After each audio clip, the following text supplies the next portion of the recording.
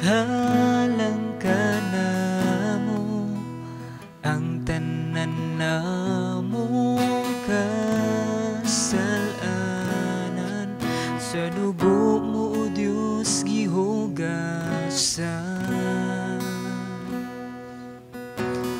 Ang tibuok mong kinabuhi,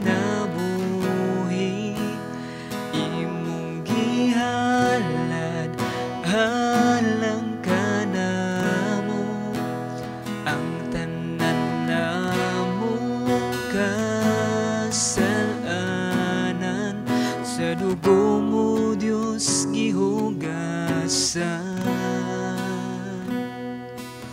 Pagkamaayo mo, pagkabuutan mo, angayan lang yun, simbahon ka. Pag-aawitan ka, O Jesucristo, igabayaw ko ang akong mga gamot, sa tibok na mo nga kasing-kasing, magasimbahon ka, Jesus.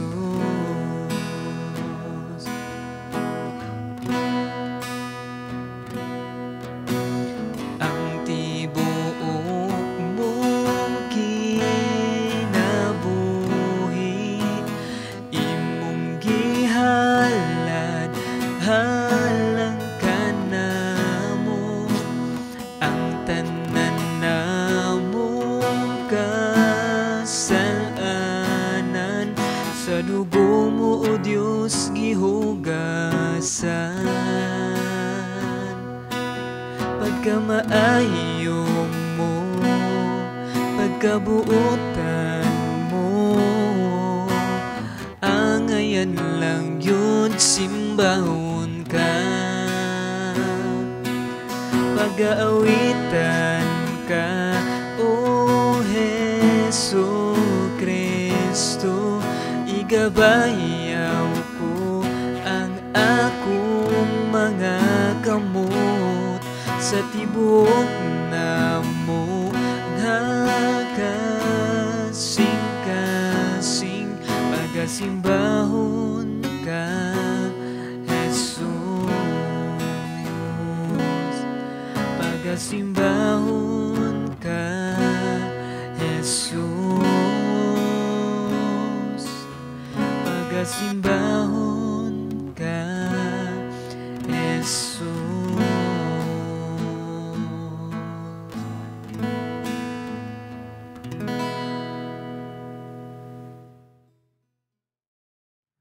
Mayong adlaw sa tanan. So ako nagalao mo gaampo nga kamo naa sa maayong nga kahimtang. Og padayon ta sa ato nga series og nanata karon sa Lucas kapitulo 6 bersikulo 12 hangtod sa 16. Apan sa dili pa ta moadto sa unahan, magampo sa ta. Ginoo, salamat nin higayon oportunidad nga mo gihatag diin kami maka tuon og makadungog sa imong nga mensahe karon. Tabangi kami amahan, tabangi matag-usa, motriog sa among matag-usa kasing-kasing og amo kining maaplikar sa matag-usa namo ka kinabuhi. Among gi-acknowledge amahan nga wala kami mabuhat kung wala ang imong tabang. Busa isalig nimo, isalig ka namo diha nimo ang tanan. Pasalamatan ka sa ngalan ni Jesus. Amen og amen. Again, ang ato nga bersikulo, ato nga passage karon is naa sa Lucas kapitulo 6 bersikulo 12 hangtod sa 16. So ako ang pagbabasahon og sunda lang sa inyo mga mata. Ni adtong panahon na mitungas si Jesus sa usa ka bungtod aron pag-ampo sa tibok gabii. Nag-ampo siya sa Dios. Sa pagkabuntag na, gitawag niya ang iya mga tinun-an o gipili niya ang 12 kanila nga ginganlan niyag apostoles. So mao ni ang mga ngalan sa mga apostoles. Si Simon nga iyang ginganlag Pedro, ug ang iyang igsuon nga si Andres, si Santiago ug si Juan, si Felipe ug si Bartolome, si Mateo ug si Tomas, si Santiago nga anak ni Alfeo ug si Simon nga gitawag og Patriota, si Judas nga nga anak ni Santiago ug si Judas Iscariote nga nahimong mabudhion. Ang Dios nagpanalangin ng daan sa iyang mga pulong. Sa una nga nagtuon pa ko, napako sa eskwelahan. Usa sa mga naasawong nahuna, siguro ang mga hunghong ni Satanas, ang usa ka pangutana nga mahimo jud tinuod ba nga mahimo jud ka or mulampos jud ka aron mahimo og alagad sa Ginoo or mahimong pastor o kana ang ako ang nasa una-huna. Bata pa ka. Mahimo kang pastor, bata pa ka. Lagi na ang mga pulong nga mukalit lang og sulod sa ako ang una-huna, and then magampo ko sa Ginoo.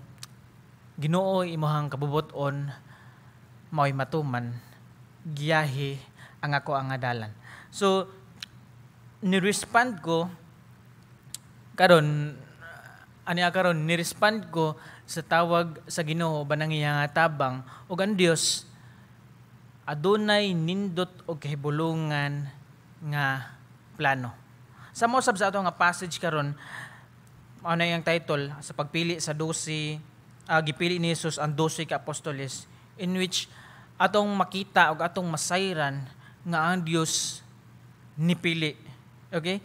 Even ang mga apostoles iyang ginganlan tagsa-tagsa.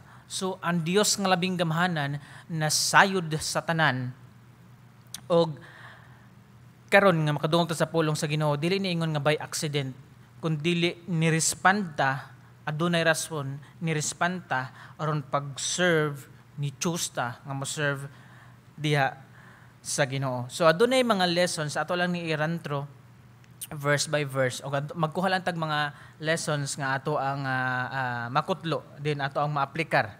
So now sa bersikulo 12 ato sang sayran una nga ang ministry ni Ginoong Hesukristo is nagsugod na og ang mga tao natingala dili lang kay sa mga butang nga gipangtudlo ni Hesukristo kundi sa mga butang usab nga gipangbuhat ni Hesukristo. Now sa bersikulo 12 ato ang makita diri ni adtong panahona mitungas si Jesus sa usa ka bungtod aron pag-ampo og sa tibuok gabii nag-ampo siya sa Dios. Take note sa kaning linya, tibuok gabii nag-ampo siya sa Dios. Tibuok gabii nag-ampo. So now, ang Greek word ana gitawag na tog dianokterio, meaning continued all night or tibuok gabii nga nag-ampo, or palapas o gabii, tibuok gabii nga nag-ampo.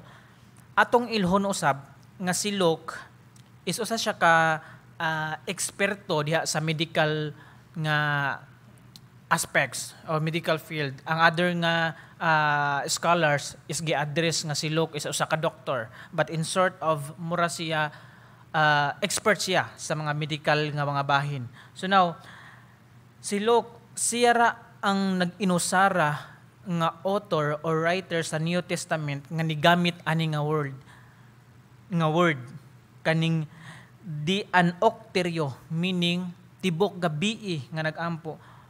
Doktor siya, ang kana nga word dianokterio is term na siya sa medical term nga adunay pasyente and then ikaw nga nagbantay.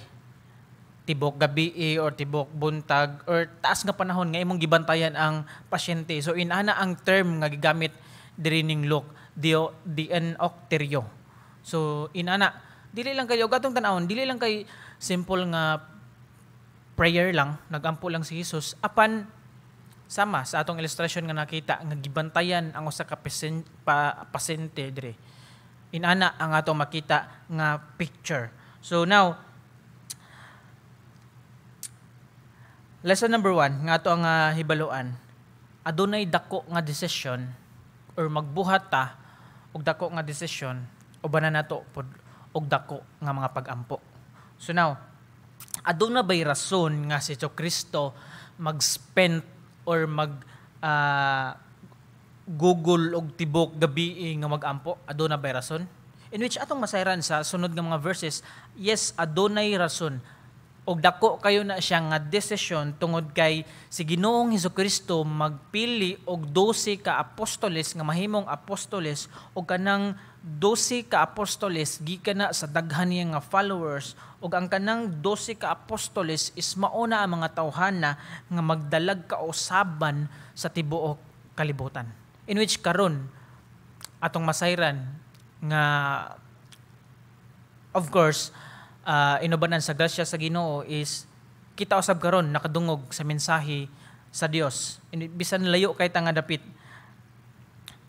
Og atong hibaluan diri nga ang pagpili ni Ginoong Hesukristo is niagi usa siya og before siya nagpili niagi usab siya sa tibok gabii nga nagampo. Kita pila man ta ka oras nga magampo sa Ginoo. Kumusta man ang ato ang personal nga pagigistorya, personal nga devotion, personal nga time igugol diha sa Ginoo.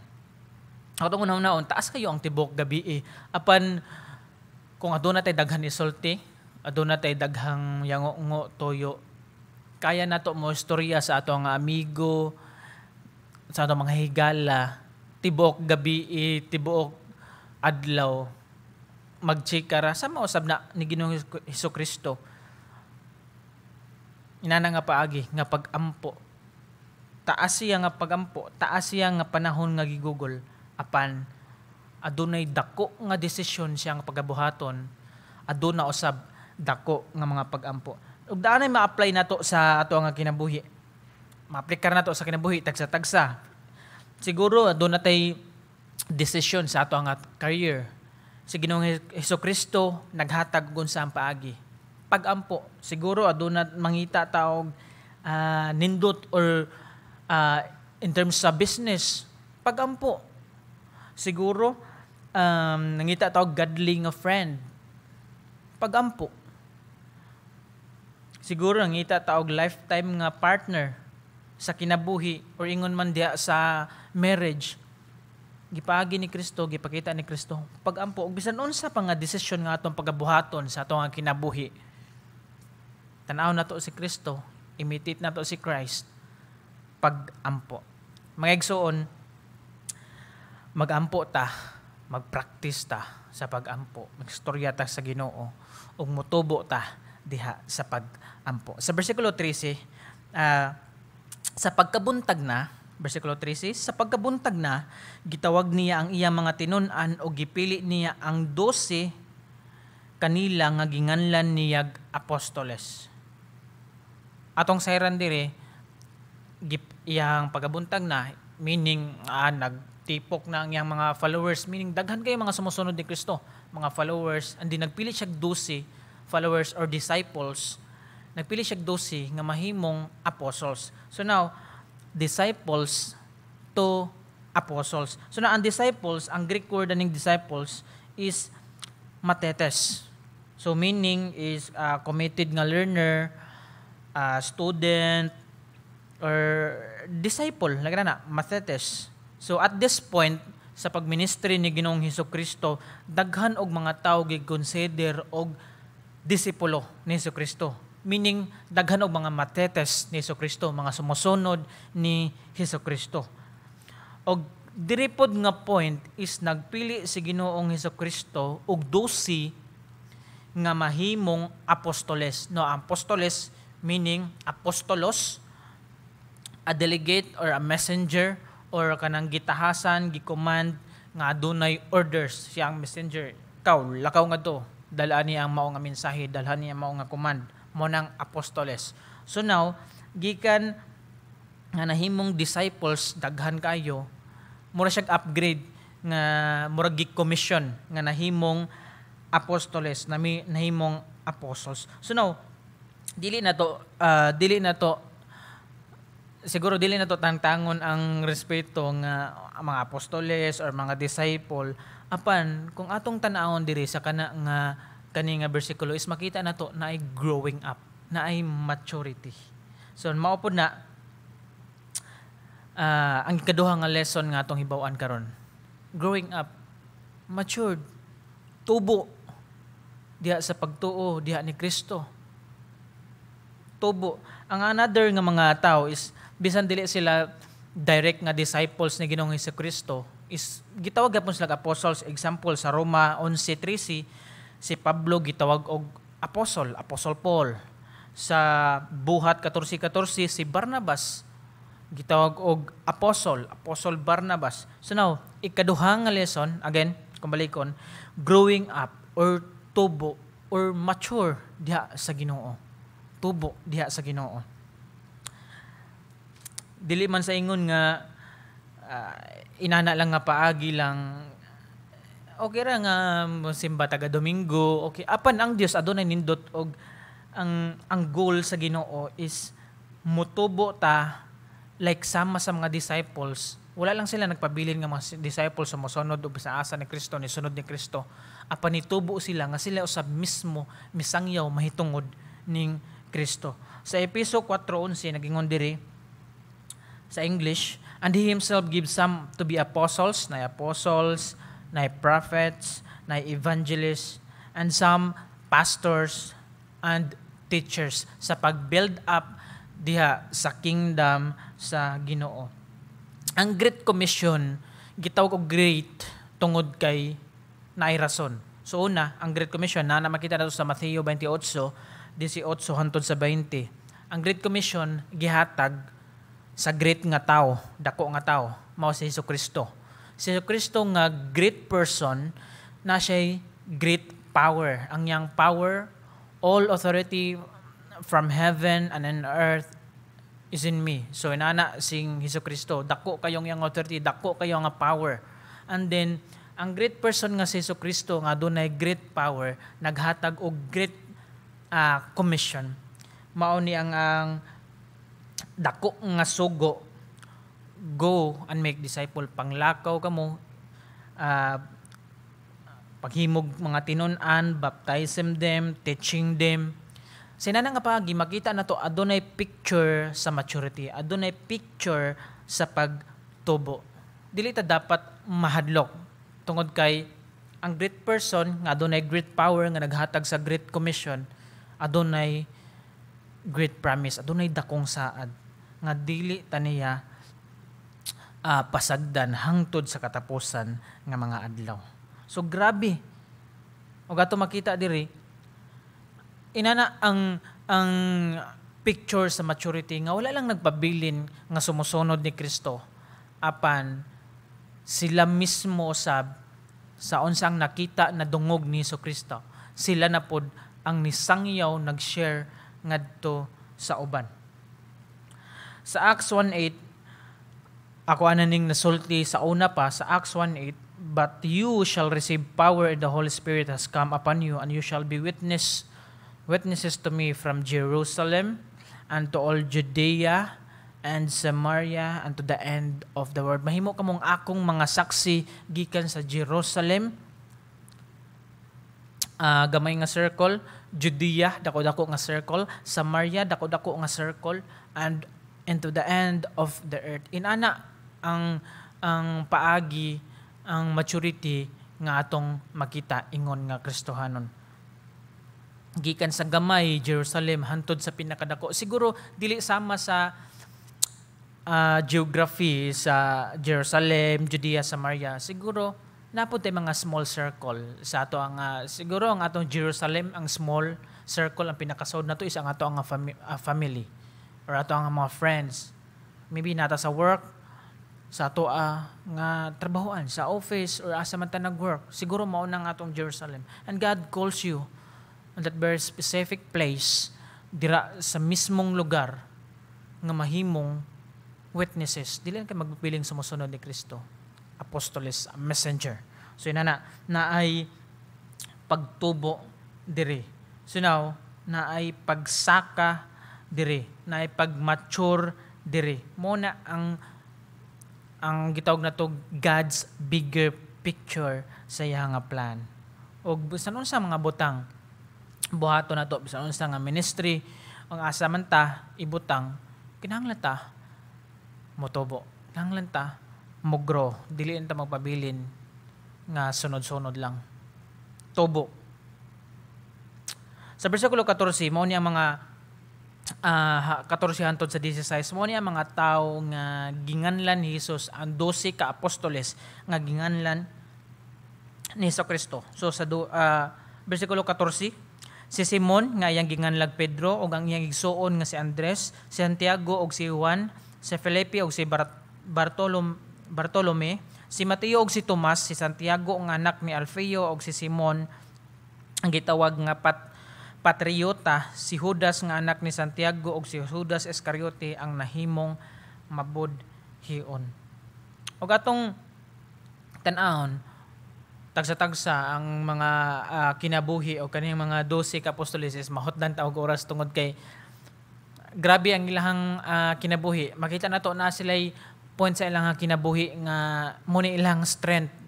Apan napod sila weaknesses. For example, si Pedro, ang dako nga strength ni Pedro is dikit kay siya sa Ginoo. Siya ang apostoles nga nisunod ni Kristo nga milakaw sa dagat. So dako kay na nga pagtuo, dako kay na mo nay plus points na ni Pedro og sa ato pa nga terminology, plus points na ni Pedro. Apan napoy great weakness si Pedro in which iyang gideny si Jesucristo na makaksiya nga wala siya nakailan Jesucristo. Lagi na ug atong tagsa-tagsaon ng kaning 12 ka apostoles mahadlan tag oras apan ato lang iniitas ang usa si Judas Iscariote in which mao ang kanang traitor. So now mao nang gitawag siya Judas Iscariote. Actually mo nag Iscariot na siya, Iscariot. Meaning sa Ish is man and then Keroth is ngalan sa lugar dapit sa Hebron. And Judas Judas is a famous name na sa unang nga panahon. So Judas yang famous name and then Iscariot or Iscariot meaning kung unsa ni siya sa Juda, unsa ni taga-asa ni siya nga Juda, like na ang apelyido niya. So ina Judas Iscariot. So sa inana nga paagi, sa inana nga design atong makita base sa iyang pangalan, siya ra ang disipulo nga dili gikan sa Galilee, kundi gikan siya ngadto sa outside sa Galilee. Iscariot meaning sa Hebron, dapit siya sa Hebron. So dili siya gikan sa Galilee. And ang Ginoong Hesukristo is nasayod ng daan kung unsa pagabuhaton ning Judas. Unsa ang pagabuhaton ni Judas nga karabang pagtraidor, gisaligan siya sa treasurer sa tibuok grupo sa mga apostoles apan ina lang ni traidor si Judas. Ang nakapait lang dira is nahimo siyang disciple and then ni traidor, ni talikod. Kaysa traidor ka and then nahimog disciple, mas okay siya paminawon. Apan kung na-disciple na ka and then murag backslide ba, na-disciple na ka and then ni turn away ka sa Ginoo, wala na gilove ang Ginoo, gilove na ang kaugalingon ug ang kwarta is dira ang dako nga sayop, dira ang dako nga problema. Og si Judas nga atong nasayran nga grabe traidor, walay sama og ikumpara nato sa tanan nga mga disipulo. Sila tagsa-tagsa makasasala. Sama ra si Judas nilang Pedro, si Judas sama ra nilang Mateo manikas sa kwarta, sa buhis. Sama ra og atong tagsa-tagsaon na mga tao, walay kalainan. Silang tanan nga apostoles makasasala. Og mausad na ang ato ang lesson 3 karon. God can use anyone. Kayang gamiton sa Ginoo ni bisan kinsa. Bisan pa atong balikan ang Old Testament, mo gamit ang Ginoo og mga wicked nga mga hari para pagdisiplina sa iyang katawhan. I-slave ang Israelites. Mo gamit og mga daotang tao para lang i-display kung unsa kagamhanan ang Ginoo. In which ato ang makita usab karon. Mga disciples makasasala, ikaw ug ako makasasala usab. Samara. Tugoti karon nga ang Ginoo magamit sa mga kinabuhi. Mga igsoon, wala ko nasayod kung unsang inyong motibo, unsang nasa inyong kasing-kasing, apan dako ang Dios nga labing gamahanan, dako og nasayod sa tanan, og kaya niya gamiton ka og ako para sa iyang kahimayaan. Ug mao po na nga atong respond, mututok ta diha ni Kristo sa iyang gipaagi. Sa atong nasayran sa atong mga lessons, pagampo, pagtubo, o pagpagamit diha sa Ginoo. Pagamit ta, mga igsoon, sa Ginoo. Magampo ta. Labing gamahanan og Dios nga buhutan Ginoo. Salamat Ginoo. Sa nadungog na mo nga pulong nga nag-remind ka namo unsa ka importante ang pagampo, kamong pagtubo diha kanimo. Labo sa tanan na ang pagpagamit sa mga kinabuhi, Amahan, diha kanimo. Gi-acknowledge na mo, Lord, nga tao lamang kami ug wala kami mabuhat. Surrender na mo, Ama, nga mga kinabuhi, gamita kani alang sa imong katuyuan, alang sa imong kamahayaan, ma-display ang imong gahom, ma-display ang imong glory, Lord. Makita ka nga Ginoo nga labaw sa tanan, gamita ang among kinabuhi sa capacity niini, Amahan. Tungod kay ikaw lamang ang Dios takos nga daygon ug pasalamatan. Ginoo, tabangi kami. Ikaw Ginoo mag-bless, magpanalangin Ginoo sa matagusan ang kadungog sa imong mensahe karon. Padayon ka mag-keep sa ilang kinabuhi o gamahan. Salamat sa imong pulong din ang mausab nga maaplikar karon. Salig ka na mo ang tanan, dalaygon ka sa walay katapusan sa ngalan ni Jesus. Amen. Amen. Pagkamaayo mo, pagkabuutan mo, angayan lang yun, simbahon ka. Pag-aawitan ka, O Jesucristo, igabayaw ko ang akong mga gamot sa tibuok